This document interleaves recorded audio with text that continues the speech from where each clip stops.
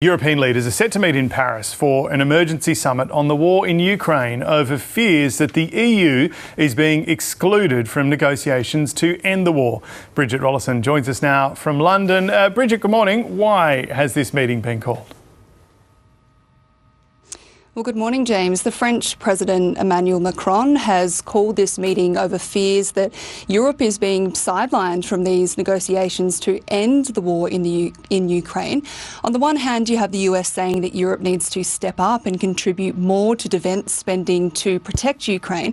And on the other hand, the US is saying that Europe won't get a seat at the negotiating table. So to respond to this, the emergency summit will take place in Paris with leaders from across Europe to work out what they're going to do. They're also quite worried about what a US-Russia deal could mean for European security, because the US is sending a delegation of White House representatives to Saudi Arabia tonight to talk with Russian officials. Now, that also includes the US Secretary of State Marco Rubio, who said that this meeting will work out a process to end the war. Now, the US says that it has also invited Ukraine to take part in this in Saudi Arabia. However, the Ukrainian President Volodymyr Zelenskyy said he hasn't received an invitation and he won't be there. But let's listen to Marco Rubio.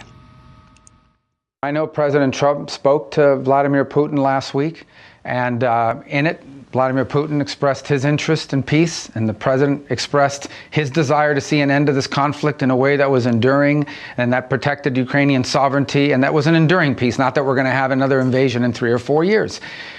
That's a good call. Now, obviously, it has to be followed up by action. So the next few weeks and days will determine whether it's serious or not. Ultimately, one phone call does not make peace. One phone call does not solve a war as complex as this one. Now, while all this diplomacy is happening in the background, the war is still raging on. More than 100,000 people were without power overnight in Ukraine's south after Russian drones struck one of the cities there. Homes have been left without heating as temperatures there are expected to plummet to -10 degrees Celsius. Now, another deal we are keeping our eye on is the fact the US wants something in return for the billions of dollars that it has given Ukraine over the last 3 years for the war.